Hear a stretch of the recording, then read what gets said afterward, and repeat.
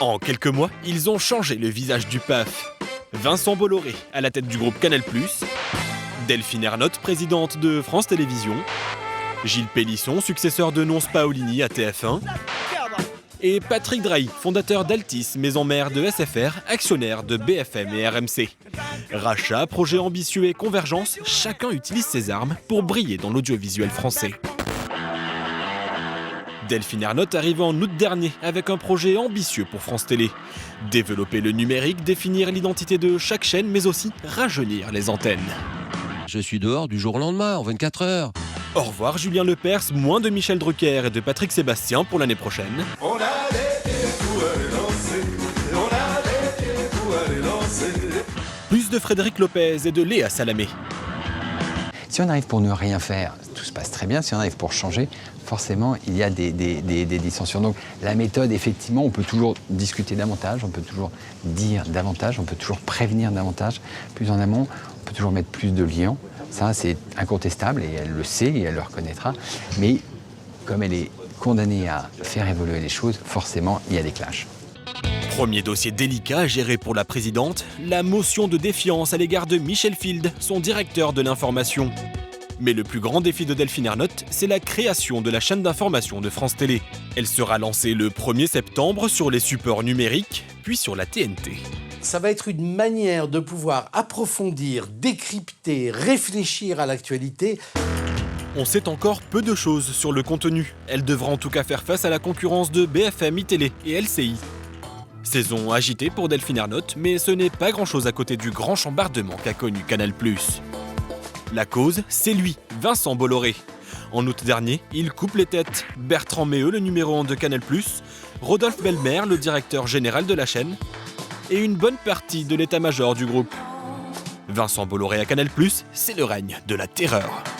J'ai jamais vu dans cette période-là une telle terreur, c'est-à-dire des gens qui ont deux téléphones, leur téléphone professionnel plus leur téléphone personnel, voire des cartes prépayées qu'ils vont acheter en secret juste pour appeler des journalistes.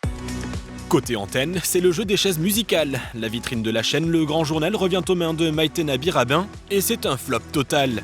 600 000 téléspectateurs contre 1 100 000 pour la saison précédente. Dégringolade pour presque tous les programmes. La chaîne aurait perdu 200 000 abonnés au premier trimestre 2016. La stratégie de Vincent Bolloré reste trouble.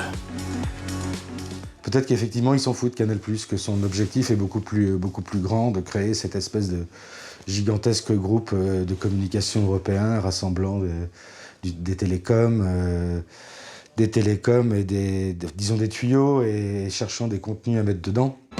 Vincent Bolloré a affaibli Canal+, même sur le sport à tout premier de la chaîne. Le groupe a perdu les droits de la Première Ligue en novembre dernier, soufflé par un concurrent et pas des moindres, Patrick Drahi. Patrick Drahi a bâti un des plus grands empires médiatiques français. C'est le milliardaire qui est propriétaire d'I24 News, mais aussi de BFM, de l'Express ou de Libération. Dirigeant du groupe Altis, il est à la tête de plusieurs titres de presse, mais aussi de SFR, Numéricable. Dans les médias, il se fait très discret. Vous êtes gentil, merci. En 2 ans, Fabienne Schmitt est la seule journaliste à l'avoir interviewé. Patrick Drahi, il a un modèle en tête, c'est celui de John Malone, qui est l'empereur du câble aux États-Unis. Et donc son modèle, c'est de faire converger les télécoms et les médias. Donc les deux se nourrissant l'un de l'autre. Sur le terrain audiovisuel, Patrick Drahi compte lancer 5 chaînes de sport payantes, ainsi que BFM Paris et BFM Sport. On voit quand même de plus en plus aller sur le terrain de jeu de Vincent Bolloré. Il veut se renforcer sur les droits sportifs, mais aussi créer, produire des séries télévisées. L'empire grandit, il grignote des parts de marché, mais le leader de la télé reste TF1. Gilles Pélisson succède à Nonce Paolini. TF1 est leader, mais en 2015, elle a enregistré ses plus mauvais scores. Il doit redresser la barre. Je pense que Gilles Pélisson est un manager avant tout, pas quelqu'un qui est spécialiste des médias. Et je pense qu'un bon manager doit avoir l'intelligence de s'entourer des meilleurs pros. Gilles Pélisson fait appel à Ara Aprikian, écarté de D8 à l'arrivée de Vincent Bolloré. Ensemble, ils recrutent pour la saison prochaine Yves Calvi de France 5, Grégoire Margoton de Canal+, mais le coup de maître, c'est l'arrivée de Yann Barthès. Si. Prendre Yann Barthès, le signal est clair et fort. On va avoir de l'autodorisation, on va avoir de la critique, on va avoir du décodage, on va avoir du second degré, et tant mieux, parce que c'est ce qui manquait, je trouve, à TF1, qui était devenu un peu trop lisse. À ce point ? TF1, France Télé et toutes les chaînes sont en plein mercato. La grille des programmes devrait être fixée d'ici quelques semaines.